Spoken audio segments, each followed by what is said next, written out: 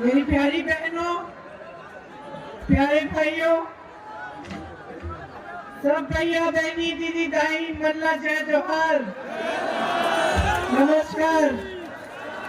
एक बार मेरे साथ बोलिए, अंगार माता की, भिलाई माता की, छत्तीसगढ़ महतारी जी की, कुमारी शैलजा जी, श्री राजेश तिवारी जी, श्रीमती तारिणी नीलम चंद्राकर जी, श्रीमती अंबिका मारकाम जी, ओंकार साहू जी, सपगिरी उल्का जी, शरद लोहाना जी, आप सबका इस मंच पर बहुत बहुत स्वागत। और कांग्रेस के जितने भी पदाधिकारी और कार्यकर्ता गण हैं उनका भी इस सभा में बहुत बहुत स्वागत।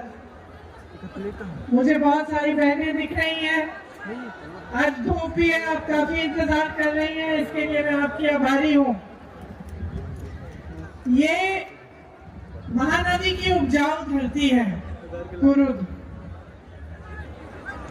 छत्तीसगढ़ की जीवन रेखा है ये नदी। इसकी ही वजह से छत्तीसगढ़ को धान का कटोरा माना जाता है। ये धान की खेती का ही जिला है। आप सबको तो मालूम ही होगा कि धान के लिए जितना आपको छत्तीसगढ़ में मिल रहा है, किसी और प्रदेश में इतना नहीं मिल रहा है। शायद आपने सुना होगा कि जब मोदी जी यहाँ आते हैं तो वो कहते हैं कि वही पैसा भेज रहे हैं इस धान की खरीद के लिए, लेकिन ये सच्चाई नहीं है, क्योंकि पास में उत्तर प्रदेश में जब भाजपा की सरकार है वहां आज भी धान 1200-1400 रुपए में खरीदा जा रहा है। और सिर्फ इतना नहीं, लेकिन अगर वाराणसी के किसान से पूछो, और वाराणसी मोदी जी का संसदीय क्षेत्र है, अगर वाराणसी के किसान से पूछो कि तुम्हें कितना मिलता है धान के लिए, तो वो बताएगा कि 1200 से 1400 रुपए मिल रहे हैं। तो ये जो धान के खरीद के पैसे हैं, ये प्रदेश सरकार से ही मिल रहे हैं आपको। और कुछ ऐसी घोषणाएं हैं जो सबसे पहले जो घोषणाएं हैं हमारी कांग्रेस की, वो मैं बताना चाहती हूँ, उसके बाद मैं अपना भाषण करूंगी। जो नई घोषणा है उसमें हमने तय किया है कि धान को हम 3200 रुपए में खरीदेंगे प्रति क्विंटल। और आजकल 1 एकड़ में 15 क्विंटल धान खरीदा जाता है ना, इसको बढ़ाकर 20 क्विंटल किया जाएगा। किसान भाइयों, आपके कर्ज माफ किए जाएंगे। पहले भी हमारी सरकार ने किए हैं, दोबारा करेंगे। केजी और पीजी की जो शिक्षा है बच्चों के लिए, वो मुफ्त होगी। सभी सरकारी स्कूल जितने भी हैं प्रदेश में, उन्हें अपग्रेड किया जाएगा और उनको आत्मानंद स्कूल बनाया जाएगा। आपने आत्मानंद स्कूलों के बारे में सुना है? सुना है? अच्छी पढ़ाई होती है, उसमें इंग्लिश मीडियम की पढ़ाई है। सभी सरकारी स्कूलों को अब आत्मानंद स्कूल बनाया जाएगा। तेंदू पत्ता प्रति मानक बोरा की दर 6000 रुपए की जाएगी और 4000 रुपए सालाना बोनस भी मिलेगा। भूमिहीन कृषि मजदूरों को 10,000 रुपए दिए जाएंगे और 200 यूनिट बिजली सबको फ्री मिलेगी। मैंने जब आप सिलेंडर को भरने ले जाएंगी तो आपको 500 रुपए की सब्सिडी मिलेगी। 1750 लाख गरीबों को आवास मिलेंगे। जो वन उपज के लिए आपको न्यूनतम समर्थन मूल्य मिलता है, आज छत्तीसगढ़ में 67 वन उपजों के लिए समर्थन मूल्य मिल रहा है।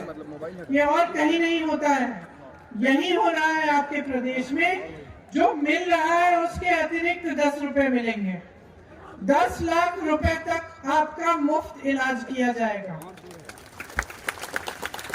सड़क हादसे या आकस्मिक घटनाओं से अगर आपको कुछ हो जाए तो सारे का सारा आपका इलाज मुफ्त होगा। तीवरा फसल के को भी एमएसपी के जरिए खरीदा जाएगा। मतलब तीवरा के लिए भी आपको न्यूनतम समर्थन मूल्य मिलेगा।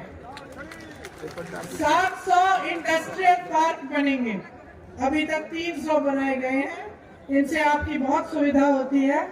700 और बनाए जाएंगे इन 5 सालों में, अगले 5 सालों में। महिलाओं के स्वयं सेवा समूह और सक्षम योजना के कर्ज माफ होंगे। युवाओं को उद्योग हेतु 50% सब्सिडी के साथ सीधा ऋण मिलेगा। प्रदेश में जाति जनगणना की जाएगी, इसके बारे में और मैं अपने भाषण में भी आपको बताऊंगी। और अंत्येष्टि संस्कार में जो आवश्यक सामग्री होती है, लकड़ी आदि, वो सरकार आपको देगी। तो ये तो हुई हमारी घोषणाएं। अब मन में बात आती है कि यहाँ मंच पे खड़े होकर तो सारे राजनीतिक दल के नेता बड़ी बड़ी घोषणाएं करते हैं कि नहीं? भाजपा वाले भी करते हैं, है ना? तो आपको कैसे पता चलता है कि जो घोषणा हो रही है उसे पूरा करेगा ये नेता, ये पार्टी उसे पूरा करेगी कि नहीं? इसकी आप तुलना कैसे कर सकते हैं कि जो भाजपा वाले कह रहे हैं वो करेंगे, ये कांग्रेस वाले जो कह रहे हैं वो करेंगे, या फिर सभी नेता घोषणा करके चले जाते हैं और चुनाव के बाद में हमको भूल जाएंगे? आप बताओ, आपको कैसे पता चलेगा? सही घोषणा करती है। आपको भरोसा है कांग्रेस में? भरोसा है? क्यों है भरोसा? बघेल जी की वजह से? बघेल जी और वजह है कोई? राहुल जी की वजह से? और वजह बताओ। सबसे बड़ी वजह ये है, अगर आप आज कह रहे हो कि आपको भरोसा है सरकार में, तो इसका कोई आधार होगा, इसकी वजह होगी। और हाँ, नेताओं में तो आप भरोसा करते हैं। कांग्रेस के नेताओं में महात्मा गांधी जी से लेकर आज तक जनता ने हमेशा भरोसा किया है, लेकिन उसका एक आधार होता है। और आधार अक्सर ज्यादातर यही होता है कि उस नेता ने या उस सरकार ने या उस राजनीतिक दल ने कुछ काम करके आपको दिखाया होगा। जब आपका जीवन बदलता है, जब आपके जीवन में तरक्की आती है, तभी आप भरोसा करने लगते हो। जब आपके सामने घोषणाएं होती हैं और आपको दिखता है कि हाँ, वाकई ये घोषणा पूरी हो गई। अच्छा, पिछले चुनाव में बघेल जी, राहुल जी ने कहा था कि किसानों के कर्ज माफ किए जाएंगे, और उसके 24 घंटे बाद जब सरकार बनी, 24 घंटे बाद ही कर्ज माफ होने शुरू हो गए। ये बात आपको याद होगी।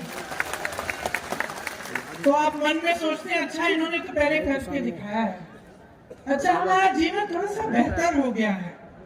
या आपको लगता है कि आपके जीवन में बहुत संघर्ष है, बहुत मुश्किलें हैं, लेकिन फिर भी सरकार आपकी सहायता करने की कोशिश कर रही है।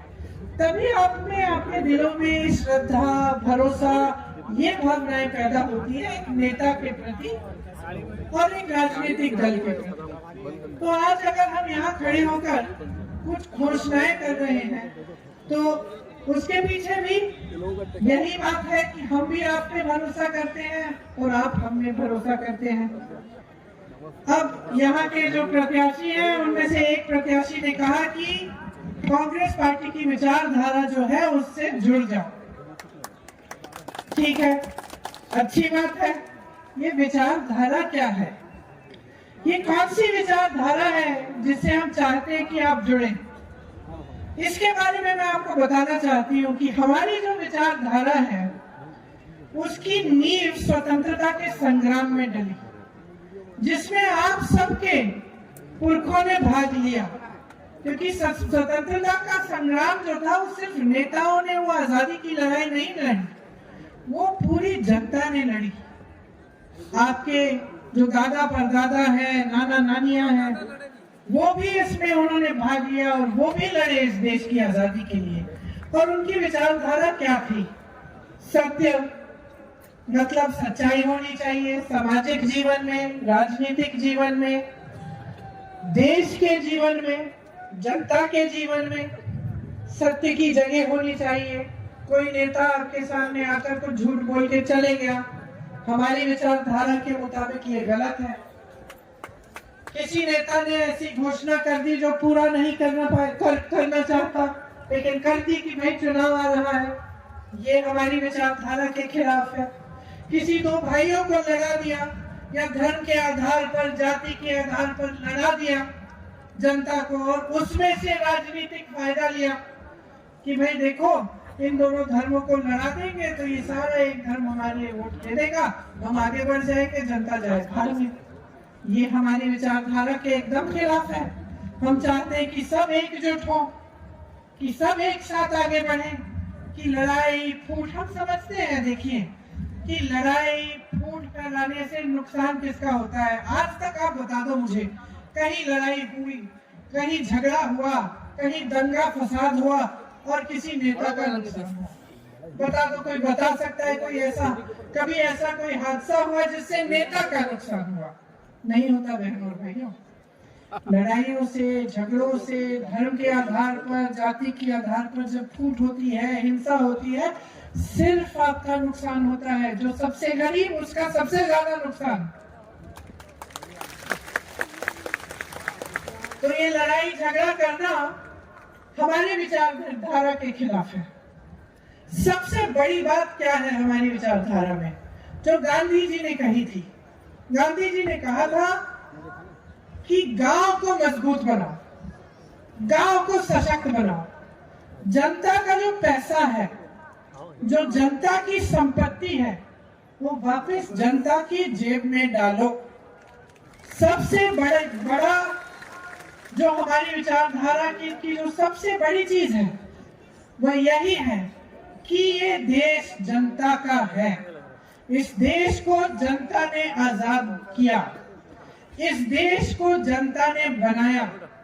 किसान की मेहनत ने, मेरी बहनों की मेहनत ने, मजदूरों की मेहनत ने, छोटे छोटे उद्योगपतियों की मेहनत ने, नौजवानों की मेहनत ने, जो हमारी सेना के जवान हैं जो सरहद पर खड़े होते हैं, इनकी श्रद्धा और इनकी मेहनत से ये देश बनाया गया।